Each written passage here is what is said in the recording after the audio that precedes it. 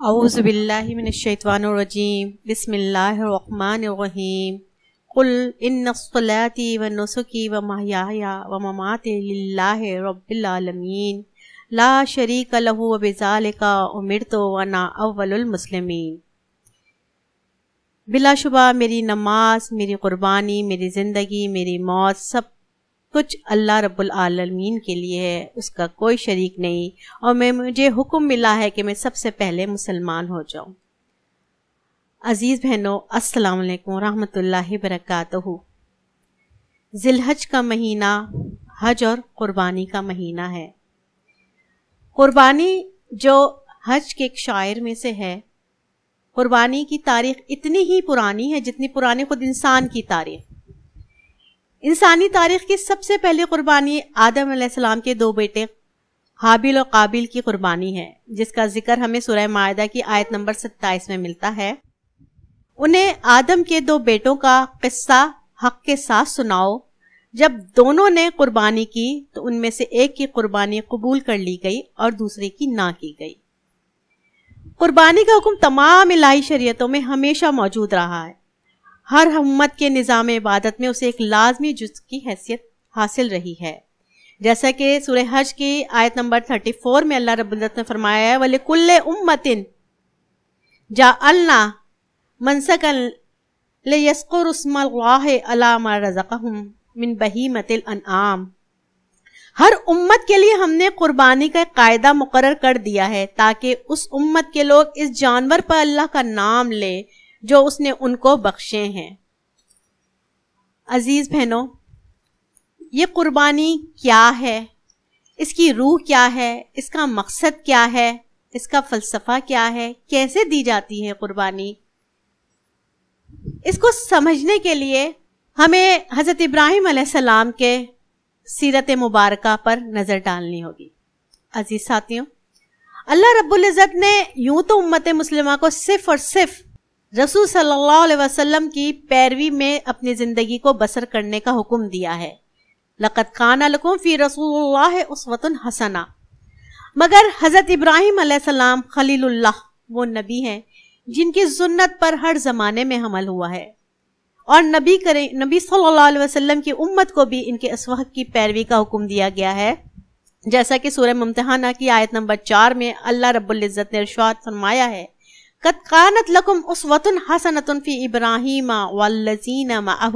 تم لوگوں کے لیے ابراہیم علیہ السلام اور ان کے ساتھیوں میں ایک اچھا نمونہ ہے۔ اس طرح سورہ حج میں اللہ تعالیٰ ارشاد فرماتے ہیں مِلَّةَ أَبِيكُمْ إِبْرَاهِيمَ، اپنے باپ ابراہیم کی ملت پر قائم ہو جاؤ۔ وہ اسوہ کیا ہے؟ وہ یہی اسوہ ہے حج و قربانی کا، جس کے لیے ذی الحج کا مہینہ مخصوص ہے۔ مناسک حج اور قربانی حضرت ابراہیم علیہ السلام کی سنت ہے، جس کی رہتی دنیا تک ہر صاحب استطاعت مسلمان پر کو ادا کرنا ہے۔ ایسی کیا بات تھی؟ وہ کون سا عمل تھا؟ کیا خاصیت تھی؟ کس بنیاد پر ان کا اسوہ ہر مسلمان کے لیے قابل تقلید بنا؟ قرآن میں اللہ تعالیٰ نے خود اس بات کا جواب سورہ بقرہ کی آیت نمبر 124 میں دیا ہے وَإِذِ ابْتَلَىٰ إِبْرَاهِيمَ رَبُّهُ بِكَلِمَاتٍ فَأَتَمَّهُنَّ، کہ جب ابراہیم کو اس کے رب نے چند باتوں میں آزمایا تو سب پر پورا اتر گیا۔ اور اسی کے آگے سورہ آیت نمبر 131 میں اللہ تعالیٰ نے فرمایا وَإِذْ قَالَ لَهُ رَبُّهُ أَسْلِمْ قَالَ أَسْلَمْتُ لِرَبِّ الْعَالَمِينَ۔ جب اس کے رب نے اس سے کہا مسلم ہو جا تو اس نے کہا کہ میں مالک کائنات کا مسلم ہو گیا۔ یعنی ہمارے سامنے ان آیتوں سے دو چیزیں سامنے آئی ہیں، ایک ان کا ہر آزمائش میں پورا اترنا، اور ایک ان کی بے چوں چرا اطاعت۔ یہ وہ دو عمل تھے جس کی بنیاد پر ان کا یہ اسوہ رہتی دنیا تک کے مسلمانوں کے لیے قابل تقلید بن گیا۔ اب ہم دیکھتے ہیں وہ کون سی آزمائشیں تھیں، وہ کون سے امتحان تھے جس میں ابراہیم علیہ السلام سرخرو ہوئے۔ آئیے ان کی زندگی پر ایک نظر ڈالتے ہوئے چلتے ہیں۔ وہ زندگی جو جہد مسلسل اور عظیم قربانیوں کی ایک داستان ہے۔ سب سے پہلے ہم یہ دیکھتے ہیں پیاری بہنوں کہ جس قوم میں وہ پیدا ہوئے وہ نہ صرف بت بتوں کی پوجا کرنے والی تھی، بت پرست قوم تھی، بلکہ المیہ یہ تھا کہ وہ جس گھر میں پیدا ہوئے ان کے والد خود ایک بت تراش تھے. مگر ابراہیم علیہ السلام نے ان بتوں سے نہ صرف بیزاری کا اظہار کیا بلکہ بانگے دہل وہ اپنی اس بیزاری کا اظہار کیا کرتے تھے کہ اس قالوا لقومہم انا براء منکم ومما تعبدون من دون اللہ. صاف کہہ دیا انہوں نے اپنی قوم سے. سورہ ممتحنہ کی آیت نمبر 4 میں ہی ہے، ہم تم سے اور تمہارے ان معبودوں سے جن کو تم خدا کو چھوڑ کر پوچھتے ہو قطعی بیزار ہیں. اور وہ یہیں پر رک نہیں گئے، انہوں نے اپنے رب کی تلاش شروع کر دی، حقیقی رب کی تلاش. یہ پورا واقعہ ہمیں سورہ انعام کی آیت نمبر 76 تا 79 میں ملتا ہے کہ فَلَمَّا جَنَّ عَلَيْهِ اللَّيْلُ وَرَأَىٰ كَوْكَبًا، جب رات طاری ہو گئی تو ایک تارا دیکھا. قَالَ هَٰذَا رَبِّي، یہ میرا رب ہے، کہنے لگے. فَلَمَّا أَفَلَ، جب ڈوب گیا. قَالَ، کیا کہا؟ لَا أُحِبُّ الْآفِلِينَ، ڈوبنے والوں کا تو میں گرویدہ نہیں ہوں. پھر اور آگے بڑھے، تلاش جاری ہے. فَلَمَّا رَأَى الْقَمَرَ، اب چاند دیکھتے ہیں، بازغاً، چمکتا ہوا. قَالَ هَٰذَا رَبِّي، یہ میرا رب ہے. فَلَمَّا أَفَلَ، جب وہ بھی ڈوب گیا. قَالَ لَئِن لَّمْ يَهْدِنِي رَبِّي لَأَكُونَنَّ مِنَ الْقَوْمِ الضَّالِينَ، کہ اگر میرے رب نے میری رہنمائی نہ کی ہوتی تو میں بھی گمراہ لوگوں میں شامل ہوتا. دیکھیے آثار کائنات پہ غور کرتے جا رہے ہیں، رب کو تلاش کرتے جا رہے ہیں، ان کی حقیقتوں کو دیکھ رہے ہیں کہ وہ خود کتنے بے بس ہیں جن کو میں خدا بنانے چلا ہوں. اب آگے دیکھیے، فَلَمَّا رَأَى الشَّمْسَ بَازِغَةً، سورج روشن چمکتا ہوا. یقیناً قَالَ هَٰذَا رَبِّي، یہ رب ہے. کیوں؟ هَٰذَا الْأَكْبَرُ، اب دل میں دلیل دی ہے کہ یہ بڑا ہے. لیکن کیا ہوا؟ فَلَمَّا أَفَلَتْ، ڈوب گیا وہ بھی. قَالَ يَا قَوْمِ إِنِّي بَرِيءٌ مِمَّا تُشْرِكُونَ، اعلان کر دیا میں تو بیزار ہوں، بری الذمہ ہوں اس سے جس کو تم خدا کا شریک ٹھہرا رہے ہو. اور پھر اب یہ اعلان ان کا، انی وجہت وجہی للذی فطر السماوات والارض حنیفا وما انا من المشرکین، میں نے تو یکسو ہو کر اپنا رخ اس ہستی کی طرف کر دیا ہے جس نے زمین اور آسمان کو پیدا کیا، میں ہرگز شرک کرنے والوں میں سے نہیں. آخر ابراہیم نے اپنے رب کو تلاش کر لیا، جان لیا کہ وہ کون سی ہستی ہے. یہ سورج، یہ چاند، ستارے، یہ خدا نہیں ہو سکتے. خدا تو وہ ہے جو ان کو تخلیق کرنے والا ہے، جو ان کو نکالنے والا ہے. تو پھر ظاہر ہے اپنے ہاتھوں سے تراشے ہوئے یہ بت کیسے خدا ہو سکتے ہیں. اور اسی بات پر انہوں نے اپنی قوم کو ان کی گمراہی کا احساس دلانے کے لیے ایک جرأت مندانہ قدم اٹھایا. سورہ صفات اٹھائیے، آیت نمبر 88 تا 95 کھولیے، پورا واقعہ آپ کے سامنے ہے. انہوں نے تاروں پہ ایک نظر ڈالی، کہا میری طبیعت خراب ہے. چنانچہ وہ لوگ اس کو چھوڑ کر چلے گئے. ان کے پیچھے چپکے سے ان کے معبودوں کے مندر میں گھس گیا اور بولا، آپ لوگ کھاتے کیوں نہیں ہیں؟ کیا ہو گیا؟ آپ لوگ بولتے کیوں نہیں ہیں؟ اس کے بعد وہ ان پر پل پڑا اور سیدھے ہاتھ سے خوب ضربیں لگائیں. وہ لوگ بھاگے بھاگے اس کے پاس آئے. اس نے کہا، کیا تم اپنی ہی تراشی ہوئی چیزوں کو پوچھتے ہو، حالانکہ اللہ نے تمہیں پیدا کیا اور ان چیزوں کو بھی جو انہیں تم بناتے ہو. اور آگے سورہ انبیاء کی آیت نمبر 64 میں کہا، اللہ تعالیٰ بتاتا ہے کہ ان کی اس قدم اٹھانے سے کیا رد عمل ہوا. یہ سن کر وہ لوگ اپنے ضمیر کی طرف پلٹے اور کہنے لگے، واقعی ہم خود ہی ظالم ہیں. لیکن آگے کیا ہوا؟ مگر پھر ان کی مت پلٹ گئی. ظاہر ہے اتنی بڑی جسارت کا کیا انجام ہونا تھا. سورہ نام آیت نمبر 68، قالوا حرقوه وانصروا آلہتکم ان کنتم فاعلین، جلا ڈالو اس کو اور حمایت کرو اپنے خداؤں کی اگر تمہیں کچھ کرنا ہی ہے. معمولی کام نہ تھا. حکمران وقت نمرود کی خدائی کو چیلنج کیا تھا.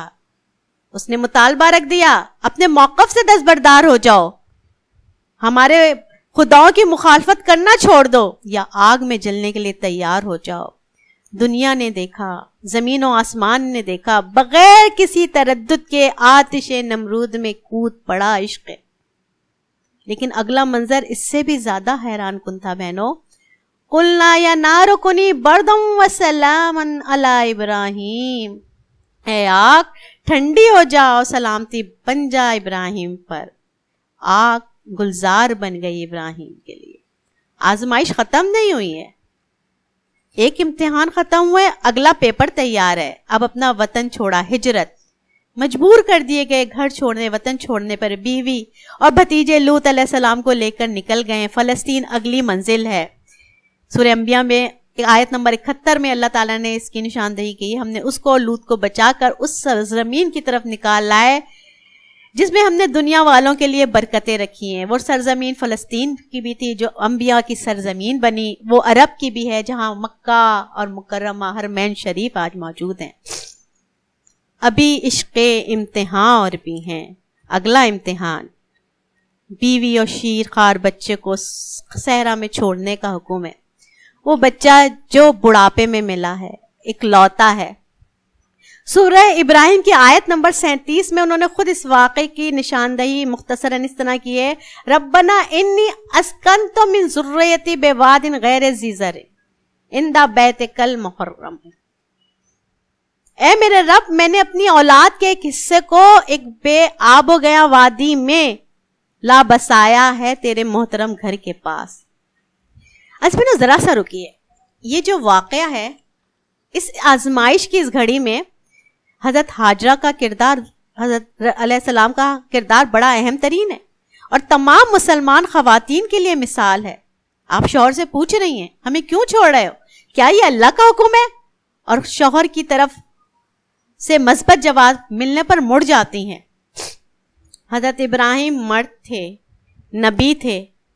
حضرت ہاجرہ علیہ السلام ایک عورت ہیں, ایک ماں ہے, شیرخوار بچہ ہے, مگر ان کا اللہ پر ایمان, اللہ کی اطاعت اور شوہر کی اطاعت پہ اس بے آب و گیا وادی میں تنہا رہنے پر راضی ہو جانا, بلکہ اللہ کی رضا پہ راضی ہو جانا.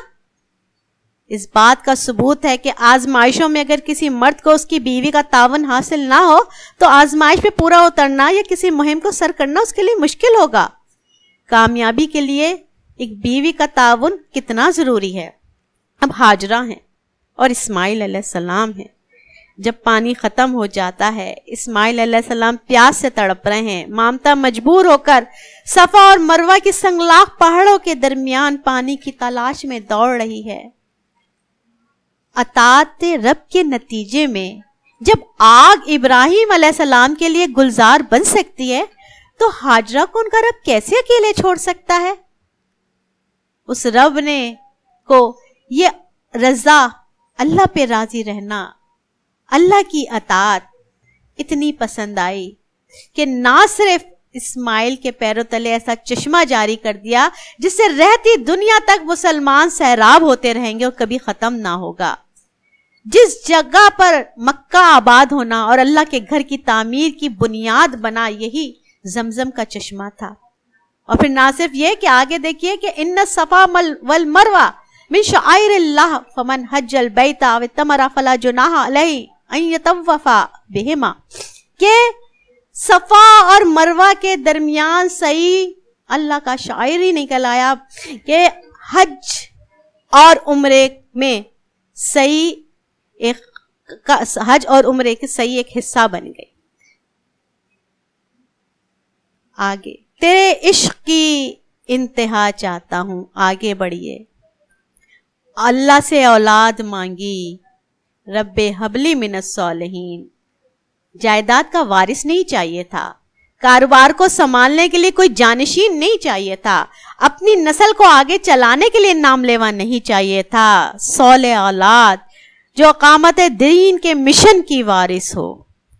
سورہ صفات, الصفات اٹھائیے آیت نمبر 85, بڑی پیاری آیت. سوچ جب پڑھیں اس کو غور کیجئے, اللہ خود اس بات کی کس طرح تصویر کشی کرتے ہیں. فلما بلغا معہ السعی, جب وہ ان کے ساتھ دوڑ دھوپ کرنے کی عمر کو پہنچ گیا.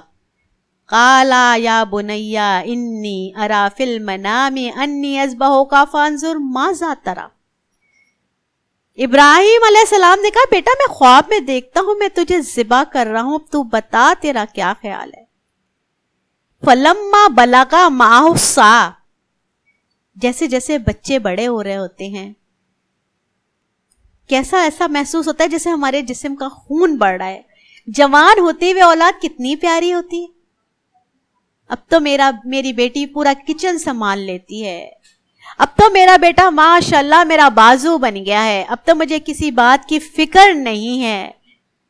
کیسا خون جوش مار رہا ہوتا ہے. اللہ نے خود کہا جب اس کے ساتھ بھاگ دوڑ کی عمر کو پہنچ گیا اس وقت اللہ نے خواب دکھایا. اور پھر دیکھیں ابراہیم نے ایک لمحے کے لیے بھی تردد نہیں کیا. اس خواب کو اللہ کی طرف سے اشارے کو سمجھ گیا اور بیٹے سے مشورہ بھی کیا. فانظر ماذا ترى. اور بیٹے کی ساتھ مندی دیکھیے. عظیم ماں باپ کی اولاد ہیں. فرماتے ہیں قال یا ابتی افعل ما تؤمر. کر ڈالیے جو آپ کو حکم دیا جا رہا ہے ابا جان. ستجدونی انشاءاللہ من الصابرین. آپ انشاءاللہ مجھے صابروں میں سے پائیں گے. بے چوں چرا اطاعت کر ڈالیے. فلما اسلما وتلہ للجبین. اللہ کہہ رہے دونوں نے سر تسلیم ہم کر دیا. یہاں پھر آپ دیکھیے ساتھ کون دے رہا ہے. پہلے ہاجرہ نے ساتھ دیا امتحان میں آزمائش میں. اب ساتھ بیٹا ہے. یہ پوری قربانی و حج سنت ہے ابراہیم علیہ السلام ان کی فیملی کی کہ جب تک خاندان والے ساتھ نہ ہوں گے ان کا تعاون نہ حاصل ہوگا تو انسان کسی مشکل کو نہیں نکل سکتا. کسی امتحان پہ پورا نہیں اتر سکتا. کوئی مارکا سر نہیں ہو سکتا. وہ کون سا جذبہ تھا جس نے ابراہیم علیہ السلام بلکہ پوری سنت کے لیے ہر آزمائش پہ پورا اترنا ممکن بنا دیا. ایسی کیا بات تھی کہ بڑھاپے میں کی اکلوتی اولاد پر چھری چلانا آسان ہو گیا. اس کے لیے عزیز بہنوں ہم یہ دیکھتے ہیں سب سے پہلے کہ دراصل قربانی ہے کیا چیز نا. مولانا تقی عثمانی اپنی خطبات کتاب میں قربانی کی ڈیفینیشن تعریف اس طرح بتاتے ہیں کہ قربانی کے معنی تقرب حاصل کرنے والی چیز. یہ لفظ قربان سے نکلا ہے اور قربان قرب سے نکلا ہے یعنی وہ چیز جس سے تقرب حاصل ہو. اصطلاحاً ہم دیکھیں تو اپنی چیز کسی کو دے دینا. یہاں اپنی قیمتی چیز کسی کو دے دینا. یہاں قیمتی سے مراد قیمت نہیں ہے بلکہ ہر وہ چیز جس کی اس کو خود شدید ضرورت ہوتی ہے اس کے لیے اس کی قیمتی ہوتی ہے. اس کا تعلق قیمت سے نہیں ہوتا. تو یعنی کسی کا تقرب حاصل کرنے کے لیے اپنی قیمتی چیز اس کو دے دینا جس کا قرب چاہیے. اور اس قربانی کے لیے دونوں کے درمیان تعلق اور تعلق کی معرفت چاہیے کہ جس کے لیے قربانی دے رہی ہوں میں اس سے میرے تعلق کی کیا نوعیت ہے. تو عزیز بہنوں حضرت ابراہیم علیہ السلام نے دراصل اسی معرفت الہی کو حقیقی معنوں میں پا لیا تھا.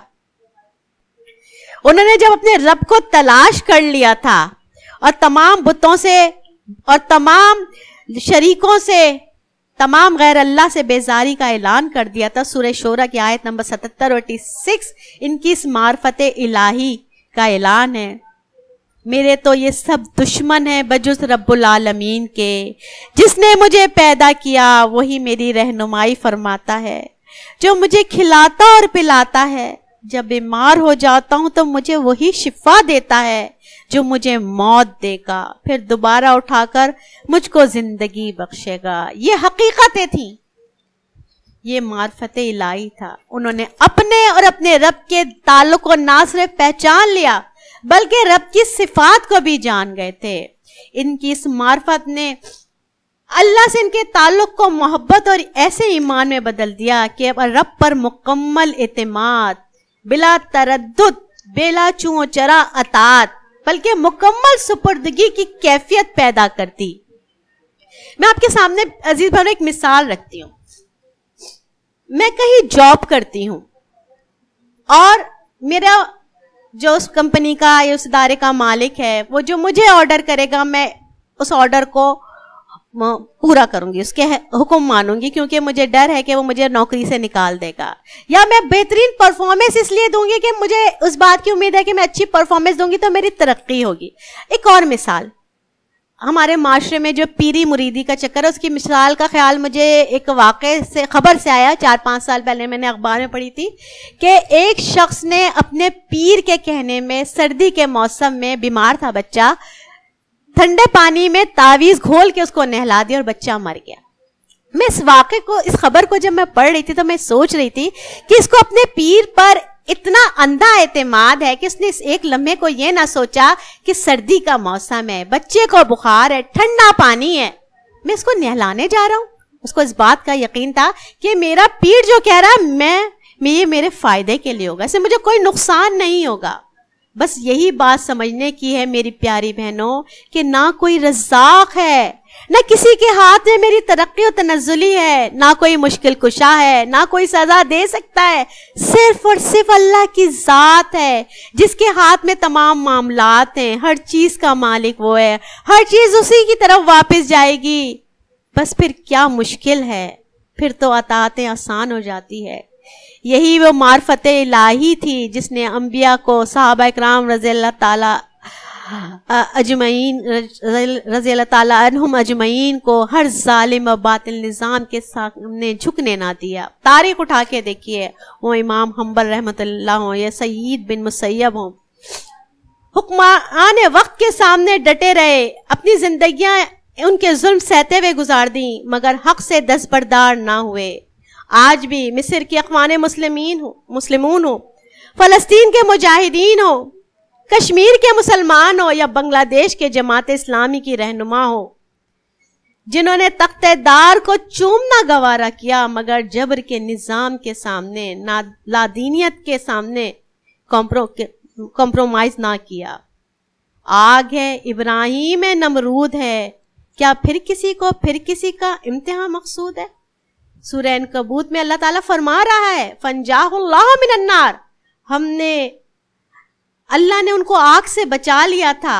اور آگے اللہ کیا فرما رہے ہیں اِنَّ فِي ذَلِكَ لَآيَاتٍ لِقَوْمٍ يُؤْمِنُونَ، اور اس میں نشانیاں ہیں ان لوگوں کے لیے جو ایمان لائیں کہ آج بھی وہ ابراہیم کا ایمان پیدا آگ کر سکتی ہے، انداز گلستان پیدا، کہ آج بھی اگر وہ معرفت الہی کو پالو، آج بھی تم اللہ کو پہچان جاؤ اس کے صفات کے ساتھ، اپنے اس کے درمیان تعلق کے ساتھ، تمہارے اندر بھی وہ ایمان پیدا ہو جائے گا، وہ اللہ سے محبت پیدا ہو جائے گی کہ نہ صرف اطاعتیں آسان ہو جائے گی بلکہ شاید اپنے آپ کو اللہ کے مکمل حوالے کرنا بھی بہت آسان ہوگا۔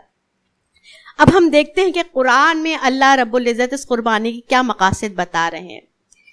اس کے لیے اگر ہم مسئلہ قربانی مولانا مودودی رحمۃ اللہ کا ایک کتابچہ اس کو دیکھیں، اسی سے میں نے یہ چیزیں آپ کے لیے کوٹیشن لی ہے کہ قربانی کے ہمیں قرآن سے 3 مقاصد ملتے ہیں۔ ایک یہ ہے لِرَبِّکَ، کہ وہ صرف اور صرف اللہ کے لیے ہو۔ جیسے کہ پہلے آپ کو یہ بات بتائی تھی، قربانی عبادت کا ایک شکل ہے، ایک جز ہے۔ تو قدیم ترین زمانے میں بھی اور جب نبی صلی اللہ علیہ وسلم کی بعثت سے پہلے بھی قربانی ہوتی تھی، لیکن کفار بتوں کے استحسانوں پر اور انہی کے نام پر قربانی کرتے تھے۔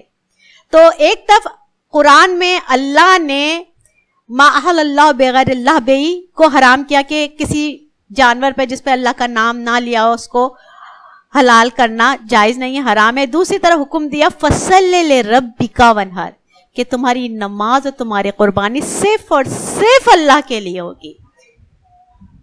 کفار مکہ جو ہے وہ جانوروں کو قربان کر کے اس کا گوشت خانہ کعبہ میں لا کر ڈالتے تھے، خون اس کی دیواروں میں مل دیتے تھے۔ اسی پر اللہ تعالیٰ کی یہ آیت نازل ہوئی کہ سورہ حج کی آیت ہے کہ نہ ان کے گوشت اللہ کو پہنچتے نہ خون، مگر اس سے تمہارا تقوی پہنچتا ہے۔ اگلی جو چیز ہے، اگلا جو مقصد ہے وہ بھی سورہ حج میں ہی اللہ تعالیٰ فرما رہا ہے قربانی کا، وہ ہے شکر گزاری۔ اللہ تعالیٰ فرماتے ہیں کَذَلِكَ سَخَّرَهَا لَكُمْ لَعَلَّكُمْ تَشْكُرُونَ، کہ اللہ نے ان کو تمہارے لیے مسخر کیا تاکہ تم شکر ادا کرو۔ انسانوں کو جو اللہ نے نعمتیں عطا فرمائی ہے ان سب کا شکریہ اس پر واجب ہے۔ ذہن اور نفس کا عطیے کا شکریہ ایمان اور اطاعت کے ذریعے ادا ہوتا ہے۔ جسم اور طاقتوں کا اظہار تشکر نماز اور روزے کے ذریعے، مال کی شکر گزاری زکوٰۃ کے ذریعے. اسی طرح جانور جس کے سے ہم کتنے فائدے اٹھاتے ہیں. سورہ نحل اور قرآن کی کئی آیتیں ہمیں اس کی نشاندہی کرتی ہیں کہ اللہ تعالیٰ نے جو مسخر کرنے کی بات کی کہ اس کا تم گوشت بھی کھاتے ہو، اس سے تم دودھ بھی حاصل کرتے ہو، سواری کے لیے بھی استعمال کرتے ہو، مال برداری کے لیے بھی استعمال کرتے ہو، تو اس کا اظہار تشکر کہ اللہ نے اس کو ہمارے لیے مسخر کر دیا قربانی ہے. تیسرا مقصد سورہ حج میں ہی اللہ تعالیٰ فرما رہے کذالک سخرھا لکم لتکبروا اللہ علی ما ھداکم. اللہ نے اس طرح مسخر کیا کہ تم اس کی بخشی ہوئی ہدایت پر اس کی تکبیر کرو. انسان کو اللہ نے پیدا کیا اور اپنی پیدا کی ہوئی چیزوں پر جو اقتدار اور تصرف کا اختیار بھی بخشا. انسان اللہ کی کبریائی، حاکمیت اور مالکیت کا اعتراف کرے، اور جانوروں کے حوالے سے یہ اعتراف، یہ اظہار اللہ کی کبریائی کا قربانی ہے. اس کا طریقہ اللہ رب العزت نے قربانی کی شکل میں ہم کو دیا ہے. یہ قربانی جو صرف مناسک حج کا حصہ تھی، عزیز بہنوں، عالمگیر کیسے بنی؟ ہجرت کے بعد پہلی مرتبہ حج کا موسم آیا تھا. اس وقت مہاجرین اور انصار دونوں پر یہ بات بڑی شاک گزر رہی تھی کہ وہ حج کی نعمت سے محروم کر دیے گئے. سورہ حج میں جہاں اللہ رب العزت نے ایک طرف کعبے کی تعمیر، حج اور قربانی کا اصل مقصد بتایا، اس کے ساتھ ساتھ مدینے میں قربانی کا طریقہ جاری کر کے مسلمانوں کو یہ موقع فراہم کر دیا کہ حج کے زمانے میں اپنے گھروں میں قربانی کر کے اس سعادت میں حصہ لے سکتے ہیں جس سے دشمن نے ان کو محروم کرنے کی کوشش کی ہے. اس کو حج سے الگ ایک مستقل سنت کی حیثیت سے جاری کیا تاکہ جو حج کا موقع نہ پائے وہ بھی اس نعمت کا شکر اور تکبیر کا حق ادا کر سکے. بکثرت اور معتبر روایات سے یہ بھی ثابت ہے کہ نبی صلی اللہ علیہ وسلم نے خود مدینے کے پورے زمانے قیام میں ہر سال بقرعید کے موقع پر قربانی کی، اور مسلمانوں میں اس سنت کا آپ نے ہی جاری فرمایا. ترمذی میں ابن عمر رضی اللہ تعالیٰ عنہ سے روایت ہے، نبی صلی اللہ علیہ وآلہ وسلم مدینے میں 10 سال رہے اور ہر سال قربانی کرتے تھے.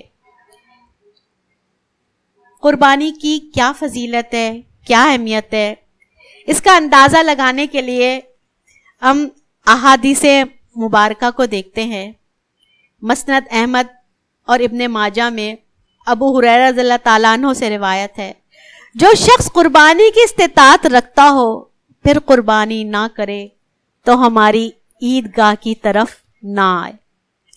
اسی طرح قربانی کی فضیلت اور اس کے اجر کا ذکر کرتے ہوئے نبی کریم صلی اللہ علیہ وسلم نے فرمائی، ترمذی کی اور ابن ماجہ کی ہے، خدا کے نزدیک نہر کے دن یعنی 10ویں ذی الحج کو قربانی کا خون بہانے سے زیادہ پسندیدہ کوئی عمل نہیں. قربانی کے روز قربانی کا جانور اپنے سینگوں، بالوں، کھروں سمیت حاضر ہوگا اور قربانی کا خون زمین میں گرنے نہیں پاتا کہ خدا کے یہاں مقبول ہو جاتا ہے. لہذا قربانی دل کی خوشی اور پوری آمادگی کے ساتھ کیا کرو. ایک اور حدیث ہے، یہ بھی ترمذی اور ابن ماجہ کی ہے. صحابہ رضی اللہ تعالیٰ عنہم اجمعین نے نبی صلی اللہ علیہ وسلم سے پوچھا، یا رسول اللہ صلی اللہ علیہ وسلم، یہ قربانی کیا چیز ہے؟ ارشاد فرمایا، یہ تمہارے باپ ابراہیم کی سنت ہے. پھر پوچھا، یا رسول اللہ، اس میں کیا ہمارے لیے اجر و ثواب ہے؟ ارشاد فرمایا، ہر بال کے بدلے ایک نیکی ملے گی. صحابہ نے کہا، اون کے بدلے؟ فرمایا، ہاں، اون کے ہر روئے کے بدلے بھی ایک نیکی ملے گی. اسی طرح حضرت علی رضی اللہ تعالیٰ عنہ سے اس کی فضیلت کے حوالے سے ایک اور حدیث ہے، اے لوگوں قربانی کرو. جانوروں کا خون اخروی ثواب کی نیت سے بہاؤ. قربانی کا خون اگرچہ بظاہر زمین پر گرتا ہے لیکن حقیقتاً اللہ کے خزانے میں چلا جاتا ہے. ترغیب بہاوالہ طبرانی سے ہے. قربانی کا طریقہ کیا ہے؟ جو شخص بھی قربانی کا ارادہ کرے وہ ذی الحج کا چاند دیکھنے کے بعد نہ جسم کے کسی حصے کے بال کاٹے، نہ مونڈے، نہ ناخن کتروائے. جب قربانی کا جانور ذبح کر لے تو بال اور ناخن وغیرہ بنوائے. یہ عمل مسنون ہے. حضرت ام سلمہ رضی اللہ تعالیٰ عنہ کا بیان ہے کہ نبی کریم صلی اللہ علیہ وسلم نے ارشاد فرمایا جس کو قربانی کرنا ہو ذی الحج کا چاند دیکھنے کے بعد نہ اپنے بال بنوائے نہ ناخن کٹوائے یہاں تک کہ وہ قربانی کرے. عزیز بہنوں، بخاری میں دوسرا طریقہ آگے بڑھتے ہیں. بخاری کی حدیث انس سے روایت ہے جس نے نماز سے پہلے ذبح کر لیا اسے دوبارہ قربانی کرنی چاہیے. جس نے نماز کے بعد قربانی کی اس کی قربانی پوری ہو گئی، اس نے مسلمان کے طریقے کو پا لیا. یعنی قربانی نماز کے عید الاضحیٰ کی نماز ادا کرنے کے بعد ہے. اس کے بعد کیا چیز ہے؟ قربانی کے جانور کو لٹانا اور وہی دعا پڑھنا قربانی کی، ان الصلاۃ ونسکی ومحیایا ومماتی للہ رب العالمین لا شریک لہ بذالک امرت وانا من المسلمین اللہم لک ومنک. اور ساتھ ساتھ پھر بسم اللہ اللہ اکبر کہہ کر ذبح کرے اور یہ دعا پڑھے اللہم تقبلہ منی کما تقبلت من حبیبک محمد وخلیلک ابراہیم علیہم الصلاۃ والسلام. اللہ تو اس قربانی کو قبول کر، میری جانب سے قبول فرما جس طرح تو نے اپنے حبیب صلی اللہ علیہ وسلم اپنے خلیل ابراہیم علیہ السلام کی قربانیوں کو قبول فرما. یہ دونوں پر درود اور سلام ہو. تیسرا آگے بڑھتے ہیں. حضرت ابن بریدہ رضی اللہ تعالی عنہ اپنے والد کے حوالے سے بیان کرتے ہیں کہ نبی صلی اللہ علیہ وسلم عید الفطر کے دن بغیر کچھ تناول فرمائے نماز کو نہیں جاتے تھے. یعنی عید الفطر کی نماز کچھ کھا کر ادا کرتے تھے.